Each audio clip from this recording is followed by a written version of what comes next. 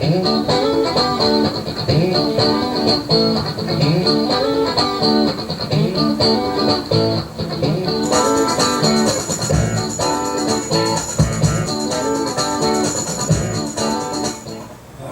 we're going to get started in Chapter 2 on Section 1 of the addition property of equality.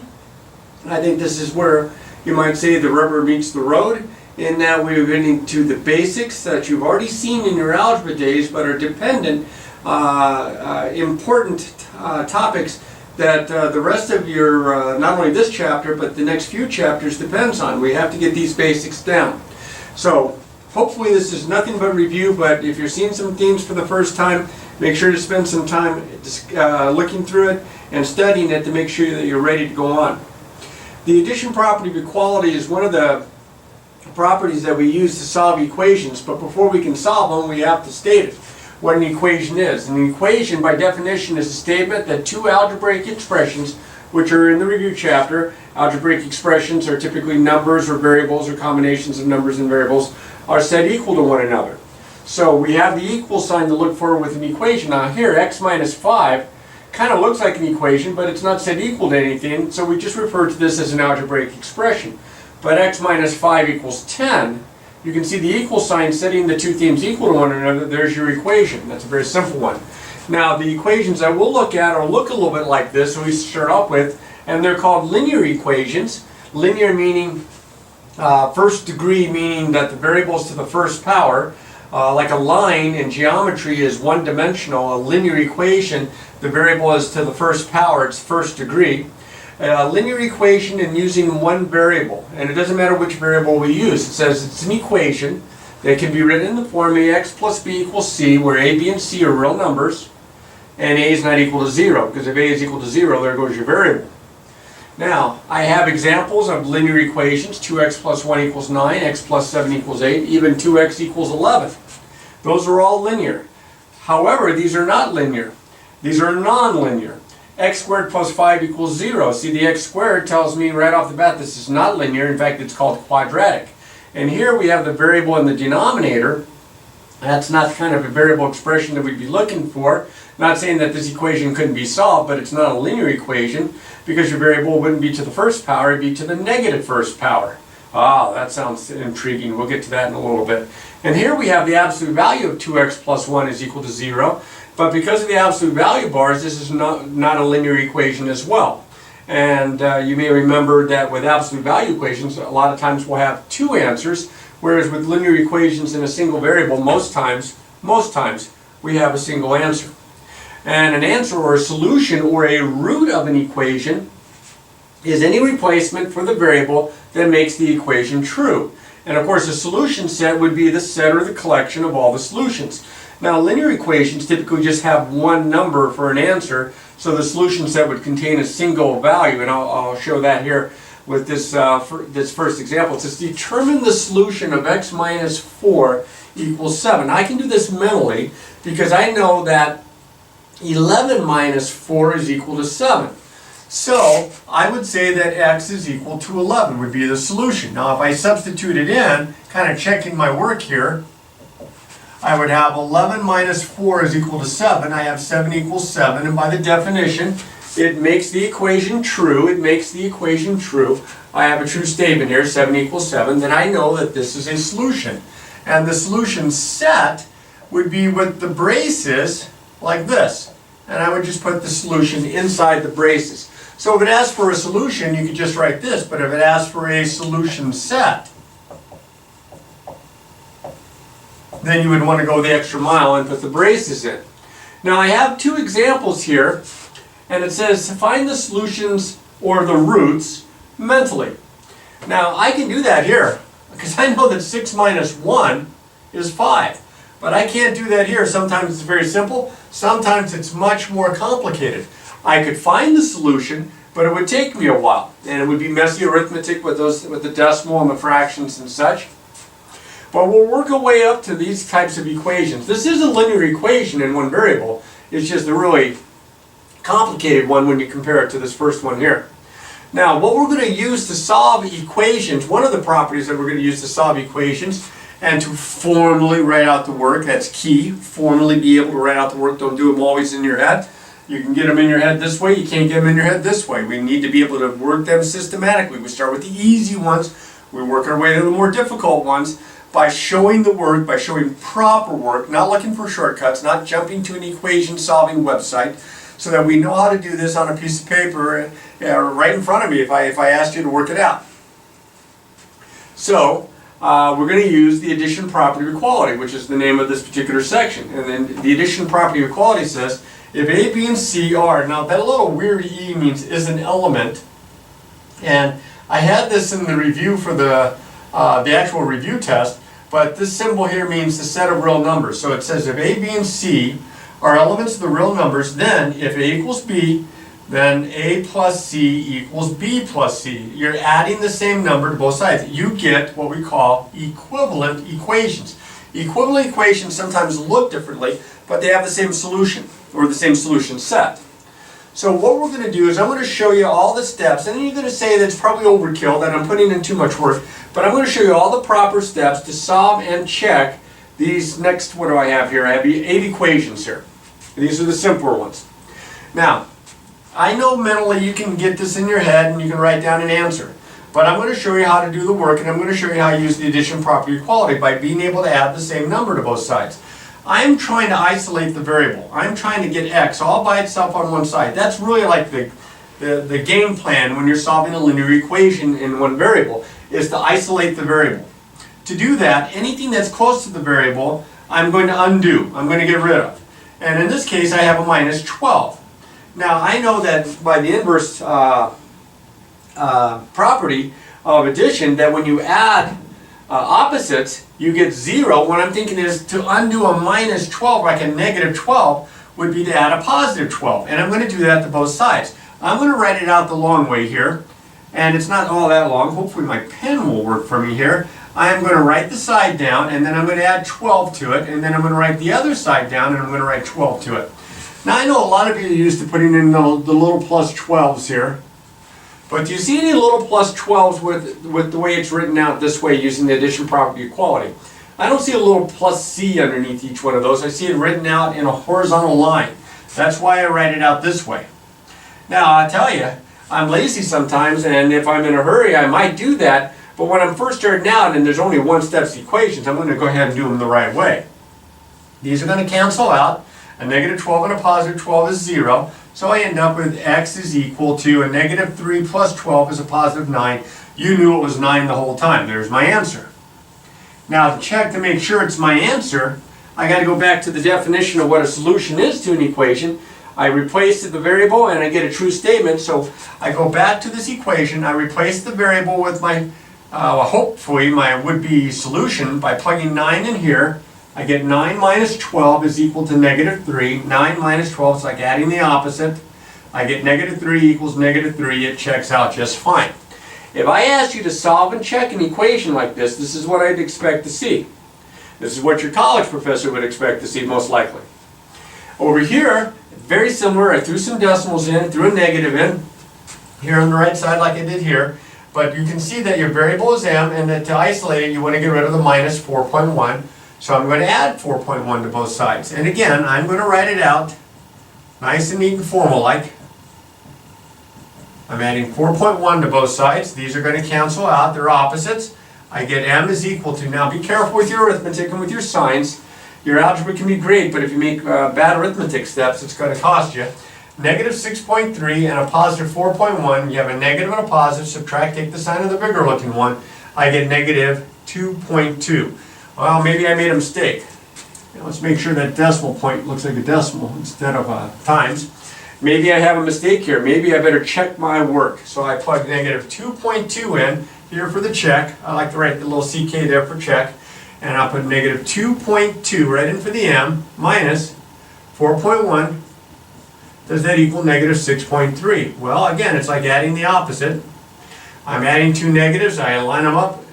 Add straight down the tenths and the tenths, the ones and the ones. I get negative 6.3. Oh, look at that. Equals negative 6.3. Now, I've had students in the past they get an answer, they're sure that they have the correct answer, they don't even bother doing the arithmetic, they just write down the same number on both sides, and then this is wrong. How'd you get the same number on both sides? So don't make two mistakes trying to make it look right. Make sure that you check your work properly. Up here, the variable is on the right side. It doesn't matter if the variable is on the right side or on the left side. If you'd like, you can switch the sides around. You can write x minus 3 equals negative 15. That's called the symmetric property of equality. If a equals b, then b equals a. So you can switch the sides around. But I don't think I need to do that. I think I can still isolate my variable x by getting rid of the minus 3. And I would do that by adding 3, and I have to add it to both sides. That's what it says here for the addition property of equality. If you add it to one side, you have to add it to the other. So I'm going to add 3 to the left side. Hope I can finish this without my pen failing any worse. And I add 3 to both sides. A negative 15 and a positive 3 is a negative 12. These cancel out, and I get my answers. X equals negative 12, or negative 12 equals x. This is an okay way to write your answer. It doesn't always have to have the variable on the left side. It's cool if you want to switch it around. Now, I am going to check my work here, and to check it, I'm going to plug the negative 12 in for the x. I get negative 15 equals negative 12 minus 3. Careful with your subtraction. This is like adding the opposite. I get negative 15 equals, well, a negative 12 and a negative 3 adds up to negative 15, and it checks out just fine. You don't have to put the little check mark. I like to do that. Up here, I'm going to use a property that's very, very similar to the addition property of equality. In fact, it's actually the same as the addition property of equality. It's called the subtraction property of equality, which says pretty much the same thing as the addition, but instead of adding the same number, you can subtract the same number from both sides. But remember, subtracting is like adding the opposite. So whether you want to call it the subtraction property of equality or the addition property of equality, it's the same thing. So I'm going to get rid of the plus 7 by adding a negative 7 to both sides, which I'm just going to write as subtraction. So I'm going to write n plus 7 minus 7 equals 22 minus 7. These are going to cancel out. I get n equals 15. That looks like a legitimate answer. All right, well, I don't want to put a check mark there. Getting carried away with that. Let's check it though. Plug 15 in here. 15 plus 7, does that equal 22? 22 equals 22? Yeah. This checks out just fine. Now, if you're watching these videos, this video here, and you're saying, yeah, I know how to do all this stuff. Do I have to sit and watch every single example? No, but I try to put examples that are similar to the problems that are in your assignment. So, you know, maybe later on you come across something, I don't remember seeing this one. Well, maybe you skip past it in the video. So I would suggest that you watch these, or you can always come back and watch them if you need to. Okay, that's the nice thing about these videos. They're not going to go away anytime right away. Next guy up. I have a plus 8 here. The variable's on the right side like it was here above. This is E, not C again. So to get rid of the plus 8, I am going to add a negative 8, or I'm going to subtract 8 from both sides. And I'm going to have to hurry again before my pen gives out. Negative 15 minus 8 is the same as adding a negative 8, so that's negative 7. And these, of course, cancel out. You don't have to cross them out. I like to do that myself so that I can make sure that I just get my variable right where I want it. Now to check this, I'm going to plug the negative 7 in here. And, oh, wait a minute. I can see I already got a mistake. And I wish I could say I did it on purpose, but I didn't. I have a negative 15. I put these little dotted things here instead of actual little lines. I thought that was a positive 8. How much is a negative 15 and a negative 8? It's negative 23. I started to do the check in my head, and I realized right away I wasn't going to get a true statement. That's why you do the check. Or be careful with your arithmetic at least. So now I'll plug negative 23 in for W, and I get negative 15 equals negative 23 plus 8. Negative 15 is equal to negative 23 and a positive 8. Treat them like they're both positive. Subtract, take the sign of the bigger. Son of a gun, I got the right answer finally. That matches up. Over here, this one's a little different. This one over here, you are going to use the subtraction or the addition property of equality. It's just that you're not going to undo something around this variable here because it says 5 times x minus 8. I've got to get the variable on one side.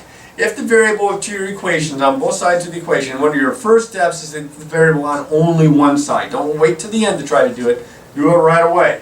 So to do that, I am going to get rid of the positive 5x on the left side. And you say, well, why not get rid of the 6x on the right? Well, I like positive numbers. If I get rid of the 5x, I'd have to subtract or add a negative 5x to both sides, and that's going to give me a positive 1x or x. But if I subtract or add a negative 6x to both sides, then I got an extra couple, 3 steps here that I have to do, because now I'm going to have a negative 1x, or an opposite of x.